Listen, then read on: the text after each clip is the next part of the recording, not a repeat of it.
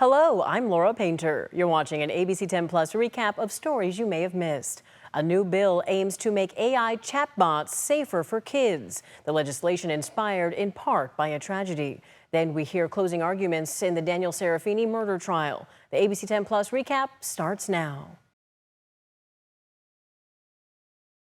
California lawmakers introduced legislation aimed at protecting children from potentially harmful AI companion chatbots. Senate Bill 243 would require AI chatbot platforms to implement new safety guardrails. Yeah, the bill was inspired in part by the story of a 14-year-old boy who died by suicide after forming a deep attachment to an artificial intelligence platform. ABC 10's Luke Clary spoke to the boy's mother and the writers of the bill. Orlando mom Megan Garcia says she saw the signs that her 14-year-old son, Sewell Setzer, was getting in too deep with his AI companion bot. He went from being a beautiful, bright, athletic young man to being somebody who isolated himself in his bedroom and also stopped wanting to do the things that he likes to do. Garcia filed a wrongful death lawsuit against the company behind the chatbot, Character AI, because the lawsuit alleges Sewell died by suicide last year after months of sexually explicit, emotionally intense conversations with the bot. The company denies it was responsible. Now, Garcia is in Sacramento in support of Senate Bill 243. Lawmakers say it will protect children from this fast-paced emerging technology. Technological innovation is crucial, but our children cannot be used as guinea pigs to test the safety of new products in real time. Those guardrails include clear disclosures that users are interacting with an artificial intelligence and not a real person, and protocols addressing users who experience suicidal thoughts. The bill's authors say current AI chatbot technology poses significant risks to vulnerable users, particularly children. Teens experiencing anxiety, depression, or loneliness are forming attachments to AI bots that cannot truly respond to their needs. And for Megan Garcia, the bill is about more than just technology, it's about prevention. That could prevent another family from experiencing what mine went through. In Sacramento, Luke Clary, ABC 10. And just hours ago, the bill passed a key committee and now heads to the Assembly. Advocates say they're pushing for urgency as AI technology continues to outpace regulation. Tonight, former Major League Baseball player Daniel Serafini is one step closer to learning his fate. 51-year-old Serafini is accused of murdering his father-in-law and attempting to murder his mother-in-law at their Lake Tahoe area home in 2021. After 6 weeks of hearing testimony and seeing evidence, jurors were presented with closing statements today. ABC 10's Roxanne Elias is live at the courthouse tonight with the very latest update. Yeah, Roxanne, tell us what you've learned in court today. Well, Laura and Chris, throughout today, we were able to tell just how complicated this process may be for the jurors as they listen to hours long of closing statements from both the defense and the prosecution, both sharing accounts on why Daniel Serafini should or should not be found guilty. For almost 3 hours, the prosecution in the murder trial for Daniel Serafini delivered its closing arguments on Tuesday. Assistant Chief Deputy District Attorney Richard Miller began by saying, "This is an awful crime. It's my job to be thorough or risk the wrong thing happening for the wrong reasons." In his presentation, he explained to jurors what their job was as he showed photos of Serafini's 70-year-old father-in-law, Gary Spoor, and his wife, Wendy Wood, as they were found on the day they were shot in June of 2021. Miller then showed 2 different timelines and supporting evidence, which he says showed planning, coordination, and association with the deaths. He also brought up the decades-long history of fights over money, fights over the children, and the time Serafini said he wanted them dead. Miller ended his statement by pointing straight at Serafini and saying, "There is a murderer in this room. He is sitting right there." Moments later, defense attorney David Dratman quickly took his turn to begin his closing statement. He stated Serafini did not shoot his in-laws and that according to evidence given by law enforcement officers, one expert confirmed Serafini was 6'3" tall, which contradicts the FBI description of the person in this surveillance video since it showed the person was 6'2" tall. Dratman then pointed out how Samantha Scott, Serafini's former lover, had admitted to lying now for 3 years. and says she's being paid for her testimony by receiving a lesser punishment. He says what Scott told was a story and there is no corroborating evidence that most of the things she said are true.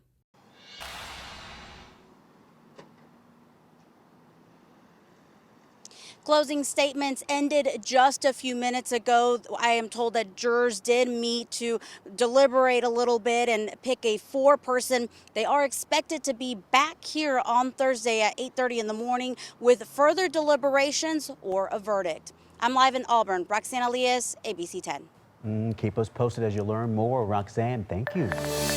We start tonight with breaking news. Law enforcement appeared to be searching a home in San Francisco today, and ABC 10 has confirmed it's related to the deadly fireworks warehouse explosion last week in Esparto. Sacramento County deputies confirmed they had members of the bomb squad at the home as part of a mutual aid request. Pictures show members of the Yolo County Sheriff's Office at the home as well. We have reached out to Yolo County and CAL FIRE, but we have yet to hear back. We also reached out to the lawyer representing Kenneth Chi, the owner of Devastating Pyrotechnics. They said, quote, no further comment. So stay with ABC 10 for updates. Hello, everyone. A busy Tuesday. I'm Chris Thomas. I'm Laura Painter. Thank you so much for joining us. Today marks 1 week since that explosion rocked the Esparto community and killed 7 people.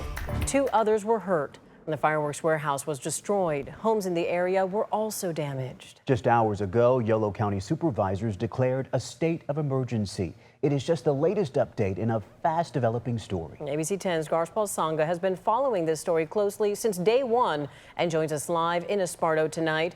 What are you learning right now, Garshpal? Yeah, Chris and Laura, this is a step that a county takes before they ask for state and federal help to help them with this unfortunate situation. As you guys mentioned, we are 1 week since that explosion happened, and these roadblocks remain in place. And you can see CHP vehicles, Yolo County Sheriff's vehicles coming in and out. And that blast site is about a half a mile to a mile inside. Now, that massive explosion at the fireworks warehouse sparked a fire that scorched 80 acres, destroyed buildings, and left 7 people dead. And those victims still haven't been identified. The Yolo County coroner is now using DNA to confirm who they were after recovering 7 bodies just a few days ago. Now, earlier today, the Yolo County supervisors declared a local state of emergency, saying the damage stretches far beyond the fire's edge, impacting farms, homes, and businesses around the area. Now, some residents who live nearby also are demanding more answers as to why this could have happened. How is a teenager allowed to work on such a site, and what was disclosed to any and all employees? I don't know about the rest of my neighbors, but some of us are very upset by what's gone on. If that blast site had been any larger, the town of Esparto would be gone. So figure that, because it wasn't that far away from downtown Esparto. And residents are concerned about the chemicals released into the air from the blast. Investigators from the State Fire Marshal's office are leading the investigation and are being assisted by the ATF and Esparto Fire. Now, the family remain on site hoping they can learn more about this tragic incident that has unfolded here. We're hearing that an event may be held by some family members. We will make sure to pass along any updates that we do get from that. Reporting live from Yolo County, Garshpal Sangha, ABC 10. Just stunning updates there, Garshpal, but we know there's still many more pieces to uncover here. Continue to keep us posted when you learn more. Garshpal, thank you. We've been streaming the latest updates on the fireworks warehouse explosion live on the ABC 10 Plus TV streaming app. That's also where you can watch tonight's vigil. The app is free to download on your TV. California taxpayers can now expect to deduct more from state and local taxes on federal income following the passage of President Donald Trump's big, beautiful bill. This is also known as the SALT deduction. ABC 10's Jeannie Nguyen explains what this means for Californians and the housing market in the state. The biggest bill of its kind ever signed, and it's going to make this country into a rocket ship. It's going to be really great. Included in President Donald Trump's big, beautiful bill are new state and local tax deductions, also known as SALT, that could be beneficial to Californians. The major provision that was changed in the 2017 tax reform that was done under Trump administration, number one, and that was changed in his second administration last week to be increased from $10,000 to $40,000. Taxpayers earning $500,000 or less will be able to deduct up to $40,000 for tax years 2025 through 2029. The cap will revert back to $10,000 in 2030. Finance experts believe the SALT cap will greatly benefit high-income earners in the state. Will probably not impact California taxpayers who are low income or lower middle income. It will definitely help for middle income and high income Californians because they pay more taxes. When it comes to the impacts to the housing market, especially in the greater Sacramento region, some housing analysts don't believe this will completely change the market. This is a temporary reduction. It's going to expire in a few years, and also people can afford it. And people at higher price points are often incredibly savvy, and so they may not necessarily need the help. They could take advantage of it. But others believe it will benefit the housing market in the state. A household making $200,000 will suddenly find the state of California a lot more affordable, given that we already pay significant amounts to buy a house here. So the housing market is going to benefit from that. Ultimately, many experts say any money saved by taxpayers will be beneficial to Californians. In Sacramento, Jeannie Nguyen, ABC 10. And the cap will increase by 1% each year until 2030, where it will revert back to $10,000 once again. All right, Governor Gavin Newsom is sparking more 2028 buzz, launching a 2-day tour across South Carolina. Newsom, who was invited by the South Carolina Democratic Party, is making stops in rural areas and Republican strongholds. The early primary state visit comes as Newsom looks to rebrand. We spoke to political analyst Steve Swat about what this move means for Newsom's future. So people are taking notice of Governor Newsom. And what is really interesting about this, you will remember several months ago when the governor was asked about running for president, he said, I have sub-zero interest in running for president. Well, now he's telling the Wall Street Journal that in fact, he can see a path toward him running for president. We also asked Swat about what this signals to Californians. He says polls show voters believe Newsom is more focused on national politics rather than state issues, and that trip could strengthen that.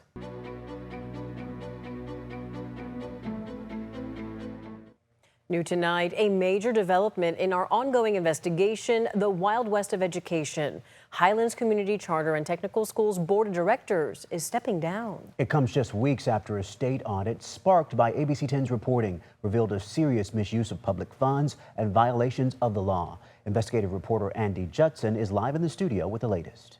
Yeah, Chris and Laura, in a stunning and swift move Monday, the entire board overseeing Highlands Community Charter and Technical Schools announced they will be resigning as board members.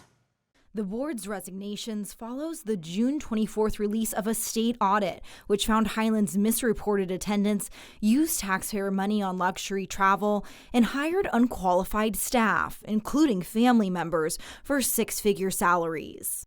We'll move to action item 1, removal of a board member or board members. During the special board meeting, trustees first voted to remove board member Sonia Cameron, who the audit accused of voting to hire and promote her own daughter into a six-figure position, despite her daughter's lack of a college degree or required credentials. And I really, really have put my soul and heart into serving on this board. But the board has decided not to want me anymore. It's time to right the ship. Immediately after that vote, one by one, the remaining board members, Ernie Daniels, Matt Powers, Ricky Jones, Sharon Rocco, Mike Reed, and Mary DeChance all announced they would resign. But I am resigning. To announce my decision to resign. I am too going to resign. 3 members will stay on until replacements are found to ensure the school remains legally operational. I will depart as soon as you know you have a suitable person. And with the board stepping down, newly appointed executive director Jonathan Raymond is now tasked with steering the school through the leadership crisis. Also new, the California Department of Education is requesting Highlands pay over $180 million back. That's money the audit says the school improperly received by misreporting attendance and more.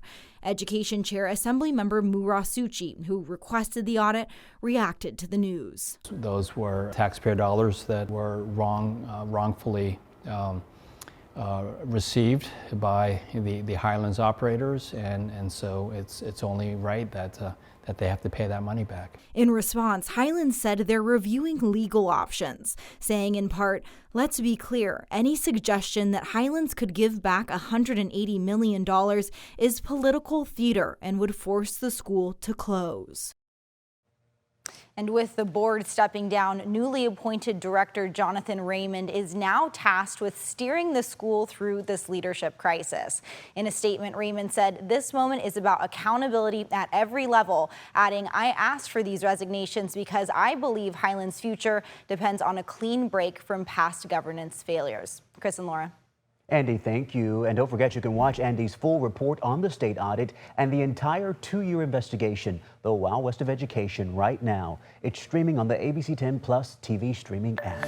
President Trump says more tariffs are coming, including one on pharmaceuticals, where the rate could be as high as 200%. Trump promised 90 trade deals in 90 days, and now he says that the tariff letters that he's sending to foreign leaders count as deals. Here's Perry Russin with the details.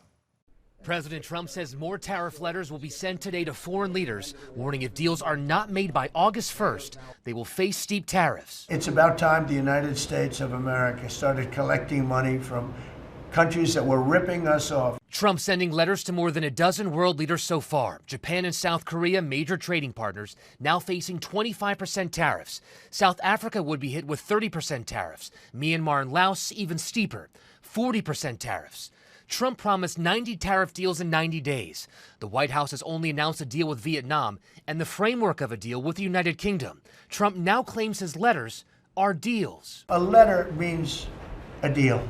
You know, a lot of people said, we got 200 countries. We can't meet with 200 countries. The president says more tariffs are coming, including one on pharmaceuticals, with the rate as high as 200%. And even though most tariffs end up getting passed on to consumers in the end, Treasury Secretary Scott Bessent says the U.S. has taken in about $100 billion in tariffs so far this year. We could expect that could be well over $300 billion by the end of the year. Trump once again blasting Fed Chair Jerome Powell for not lowering interest rates. Powell's term as Fed Chair is up next May. Trump then turning to Secretary Bessent. I like you better. Trump also announcing a new tariff on copper. That metal is used in everything from electronics to cars, but nothing has been officially signed just yet. Perry Russin, ABC News, Washington. Welcome back. It's time now for the Teacher of the Month. ABC 10's Marcus Allen takes us to Ellen Fikert Elementary School to meet the teacher making a difference by preparing her students for the future. Fikert Elementary, be kind, be safe, be responsible, be a Teacher of the Month if you're Tricia Trussell. Tricia, congratulations. Thank you so much. I really appreciate it. Let's talk about what you teach, computer skills. Talk about this century elements that we need. You're the core. Well, I just really try to get the kids to be safe citizens online. I think that's important, but also teaching them the skills that they need to know to be able to get what they're going to need to know for middle school and high school. And what are the challenges of teaching something that's not that personal, yet keeping it personal? Having them pull in things that are about themselves. So a lot of our assignments are about them, so they can create projects that are about them. I really try and do that a lot, and let them have buy-in to what they're doing too. I try to pull out the creative side of them. Hey, we got Vianne, we got Jack, we got Aaliyah. Is she an awesome teacher? Yeah. Why Aaliyah? Because she is super kind and helpful. Awesome. Jack? She's a good teacher because when I'm stuck, she helps me, and she's the best teacher I ever had. Oh my gosh. Vianne? I think she's a good teacher because she's nice and she does fun things with us. Nice and fun. Big round of applause for that. We did it! On behalf of Schools First, I am so excited to give you this amazing plaque and a check for $1,000.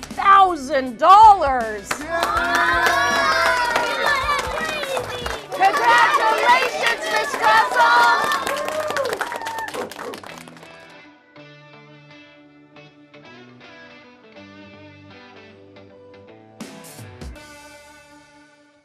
Well, congratulations indeed. I tell you, as he was doing that interview, you could tell it was a very beautiful day out, Yes. the sun shining, and I have to tell you, we knew that as soon as we got ready to turn to the state fair, that those 100-degree temperatures would be back in the forecast, right? Right. Starting this Friday. Yes, like without fail, right? Even after changing the date and things like that, my goodness, we can't escape it. Here it comes. We don't even have to tell you it's going to be state fair time. All you need to do is look at the 7-day or 10-day forecast, right? 100s, that must be when the state fair starts, right? All right, as we take a look at our headlines, we are going to continue with that light breeze for tonight. That's keeping us below that 100-degree threshold. Slightly warmer tomorrow. But the bigger headline exists looking ahead. That's when the 100s make a return. It's not going to be for an extended period of time, but it is going to be quite a jump from where we've been through most of July. And that's been largely kind of in the mid 80s to right around 90 degrees over the holiday weekend. It was absolutely gorgeous, warmed up a bit on Sunday, but that was pretty close to average. Our average high about 92, 93 degrees this time of year. And today only reached the 80s right along that I-80 line. So really significant onshore flow keeping us in the mid 80s for Fairfield and Sacramento. The farther that we headed from that Delta breeze, the warmer we got. Still in the low 90s, though, for today. 80s for the foothills and close to 80 for the Sierra. Live look outside. Yes, we're looking for that A's game, taking off the Braves for tonight. We're looking at sunny skies right now throughout the capital region. Temperatures in the mid 80s to right around the low 90s. Our sunset at 8:32 Tahoe with sunny skies and 76. Looking at that A's forecast for the rest of tonight, we're looking at that nice light breeze. 7:05 that first pitch, and temperatures cooling into the 70s by the time the game is wrapping up. Tomorrow we start the day off in the 50s. We still have a light onshore flow, so most of our day is actually spent in the 70s and 80s. It's just a brief bump up into the lower 90s between about 4 and 6 o'clock in the afternoon and early evening. After that, we'll cool things down, but that's it. And then we're into the heat. This is our live look in Calaveras County. We're looking out towards the valley, so you can see a very hazy view right now. Believe it or not, we are still looking at moderate to good air quality that continues again for tomorrow. But you can about imagine when we see that high pressure ridge settle in, sinking warming air, what's going to happen to the air quality. So ozone is what we track right now. That usually kind of gets pretty gunky when we see these weather patterns like this. Thursday's heat risk forecast goes up into the moderate range, and it stays in place through Friday. By Saturday, again, just a trickle of an onshore flow. It starts to moderate those temperatures somewhat, but certainly warmer than this stretch of 80s that we've seen, courtesy of that low. Here comes the high pressure ridge. Again, it's sinking warming air, 100s making a return. It sticks around for a couple of days, but it does start to get a bit of a push inland and off to the east by the weekend. That's where we see just a little bit of moderation with those temperatures. Highs in the 70s tomorrow for the Sierra, with 80s to near 90 throughout the foothills, with highs in the 60s along the coast. We're still hitting highs in the 90s for inland areas, pretty close to averages after morning lows in the 50s and 60s, and that's really what saves us at this point. So no heat advisories in place right now. 5-day regional forecast, we reach that peak heat on Friday. For most of the area, kind of hangs in through the Tahoe Basin into the weekend. Outlook 60s to near 70 for the coast. Our 3-day forecast, we're in the low 90s on Wednesday. Here's our 100s Thursday and Friday. But again, this time of year, we could hit a stretch of 3, 4, even 5 days of 100s, and we just have 2, given that we're in the middle of July by the time we get into next week. Not too bad. It will still be warmer again than where we've been, but we start to cool things down again by the middle and end of next week. Highs will drop into the low to mid 90s. And the saving grace as well, those cooler mornings, you can still get out there. If your alarm goes off early, you can enjoy it. You got to do that. That's true. It certainly helps, doesn't it? Mm-hmm. Okay, Monica, thank you. Thank you so much for watching this ABC 10 Plus recap. We're here 24/7 on the free ABC 10 Plus TV streaming app. You can get your local news and weather anytime, anywhere. I'm Laura Painter. Take care. I'll see you next time. We're in day 1 of a weather impact alert. Tracking a couple big weather impacts, including a red flag warning and big heat developing. Heavy rain continues. I hear it on the roof right now. We're already seeing the impact of the storm. We're planning for those changes. Triple-digit heat leading to cancellations and concerns. Stay fire ready. On Weather Impact Alert Days, stream extended coverage on ABC 10 Plus. Thanks for watching ABC 10 Plus. And now that you're here, why don't we take a look around and see what else is here? The very first tile on your left is always going to be streaming 24/7. You can find us adjacent to that, breaking news if it's there. And then right next to that, a replay of the most recent newscast. Whether it's ABC 10 Morning News at 5, 6, or beyond, it's going to be there. The forecast beyond that, and then right beyond that, the news that matters the most. Now that you know the basic tiles, let's go up to the top and take a deeper dive into news. We have every single newscast that you would need, including To the Point with Alex Bell, taking a deeper dive into the issues. Beyond that, ABC 10 Morning News at 5 and 6 and 11, the evening shows as well. Below that, you can watch the top stories from To the Point. Under that, Dollars and Cents, where you can learn how to navigate this challenging economy. And below that, you can watch our award-winning ABC 10 Special Investigations, where we hold the powerful accountable. Going into weather, look, it's the 10-day forecast, getting you ready for the weekend and beyond. Beyond that, sports. I know you care about the Sacramento Kings. We have the most comprehensive guide to anything, everything Kings in the locker room and on the court. We have it. Below that, I know you care about the San Francisco 49ers. Up now to shows. Very excited about this. Oh, look. It's Take a Look. This is my show. I love movies, and if you love movies or streaming shows, whether it's on screens this big, or this big, it's Take a Look. Recently went behind the scenes, sat down with Lady Gaga and Joaquin Phoenix to talk about Joker 2. I love the movie, and oh, I just heard you shout you hate the movie. Jump in, we talk about it on this show. Other shows, Bartell's Backroads, go up and down the state of California, tank of gas getaways, one fuel cell getaway, like places like the Toy Museum. This is what kids did before they had screens. Over here, the Moaning Caverns of Calaveras County, one of the most coveted caves in all of California. You know, watching this show, I discovered there's a cave that could fit the entire Statue of Liberty in your own backyard. You'll find about that and more with Bartell's Backroads. Down below that, To the Point. It is one of my favorite newscasts because they talk about news with Alex Bell the way you talk about news. It's conversational, but in-depth at the same time. Below that, Your California Life. Love this show. Whether it's entertainment, food, beverage, lifestyle, it's there. Desiree Shepherd hosts and does an amazing job. So there you have it. It's ABC 10 Plus, the app. What do you need? We heard you and we got it. Thanks for watching. Thanks for streaming.